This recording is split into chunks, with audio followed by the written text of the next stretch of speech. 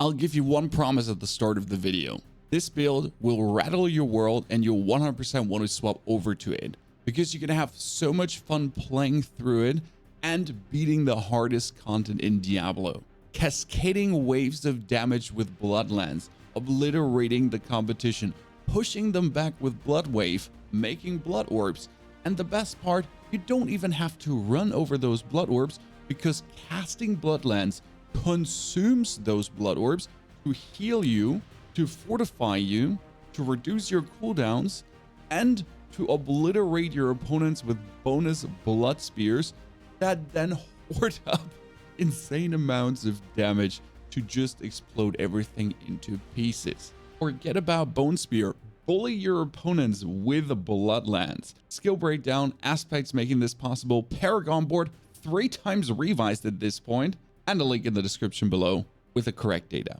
Hell, the best part is we're even using the Blood Artisan's Kuraz to make bonus Bone Spirits, yes, in a blood build, that help us regain essence and add incredible crit damage into our Barbara Heart to just overload our opponents. And yes, it just works perfect to help us with those pesky single targets to kill bosses in tier 90s, 80s, 100s. Did I mention that we're a machine gun with unlimited essence? Oh yes, we're a machine gun with unlimited essence. How does that work though? It's very simple.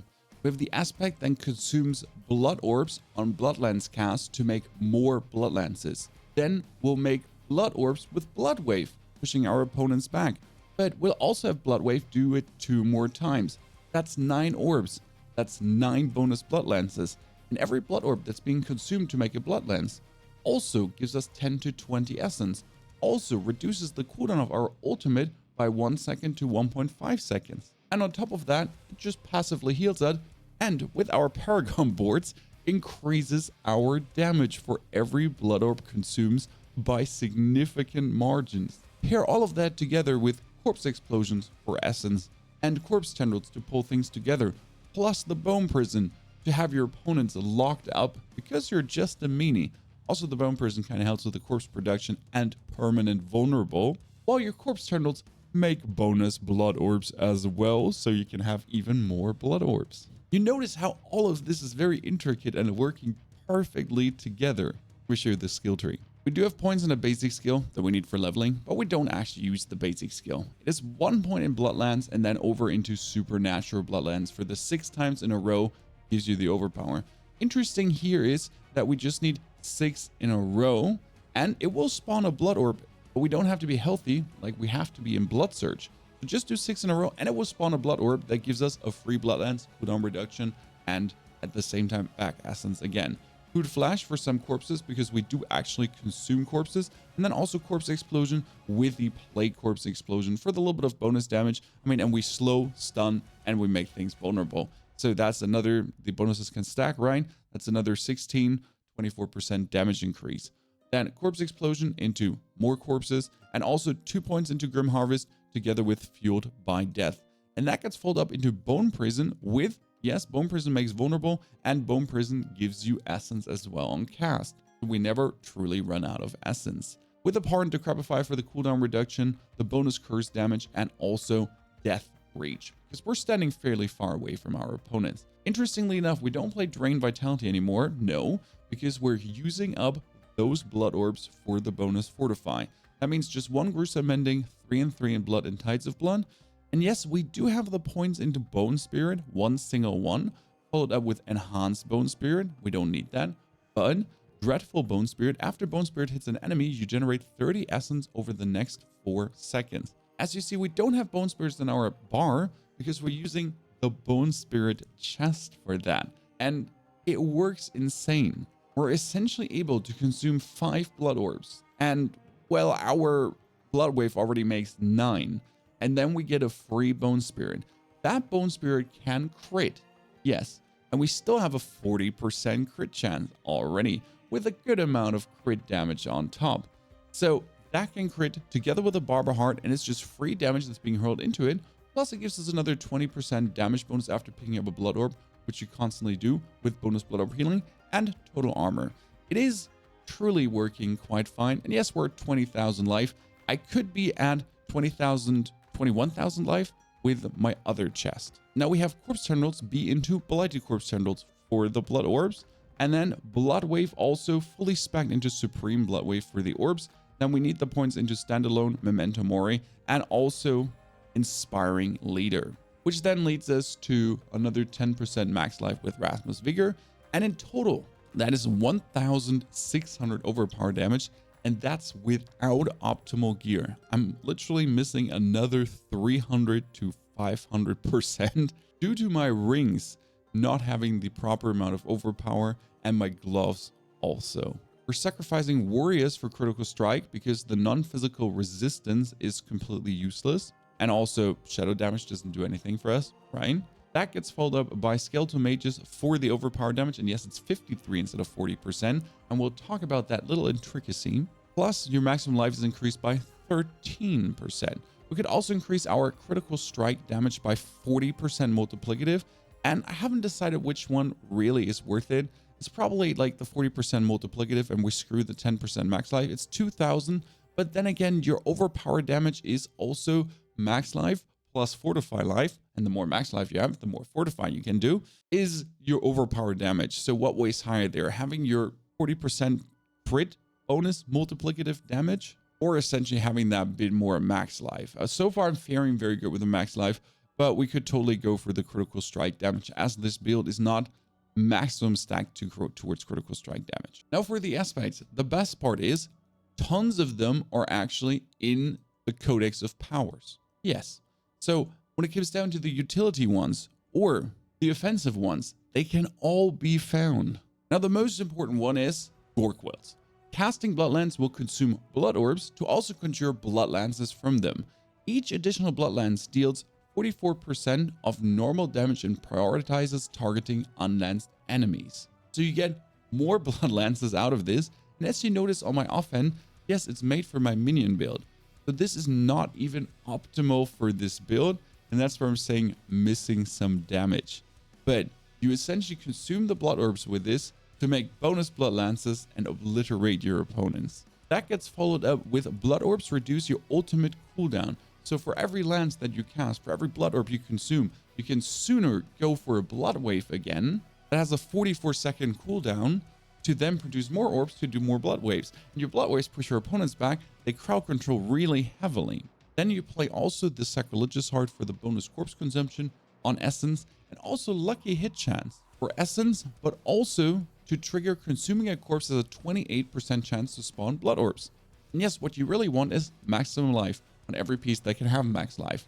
My ring does not have max life plus 1,000. My other ring has max life plus 900. You want that max life and then overpower damage. Also, while at full life, blood orbs grant 10 to 20 essence. See, I only have 10 essence right now and I'm already machine gun necromancering. And yes, there is the Decrepify aura in because you will blood mist in to often get your cooldown reduction.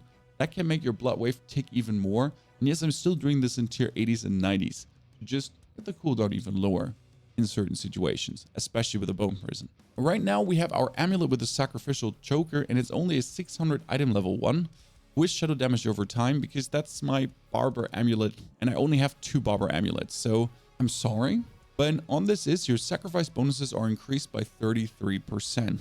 Now there's a choice to make here. Either we increase our sacrifice bonuses for another 13% multiplicative overpower damage and a bit more life and a bit more crit chance, or we would put in here untimely death, which would increase our overpower damage by plus 60%. So I'm not sure what is better now, plus 60% or 13% multiplicative on top. Because right now we're at 1,500. Without the amulet, we're at 1,300. So I get another over 200 on top with the amulet. With untimely deaths, even if it gets times 30, that's another 60% plus, but that times 30% doesn't seem to be over 200, right? On the boots, we're playing Explosive Mist and then only stats plus movement speed. I said it, the pants, they have the blood orbs and they should have damage reduction on par, not maximum minion life. And your gloves, if they have blood spear, it doesn't hurt. And then as much overpower damage as possible.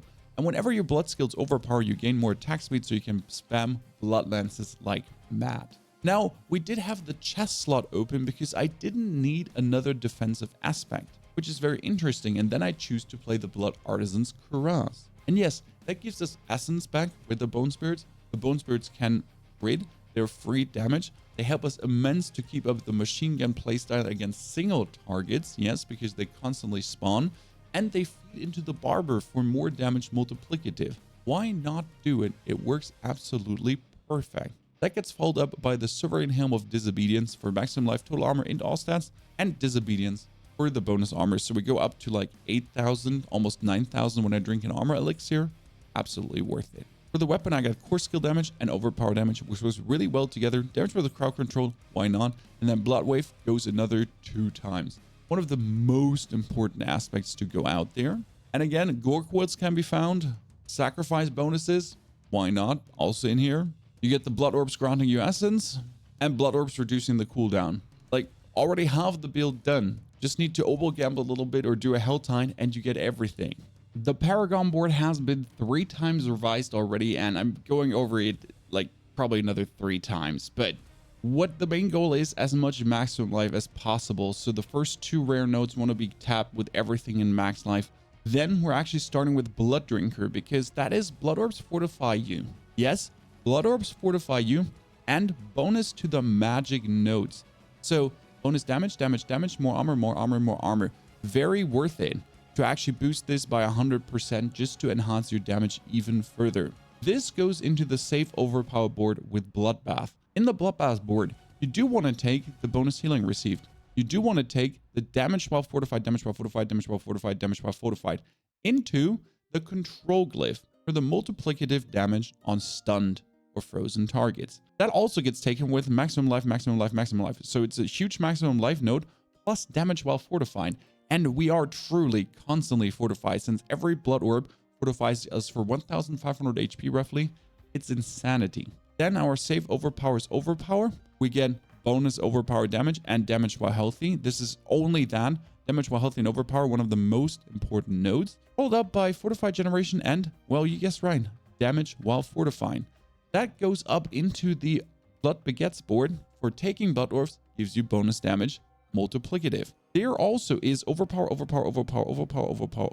damage into 10% bonus damage after picking up a blood orb and damage while healthy. Insane node. And here we're also taking the dominate for total overpower damage.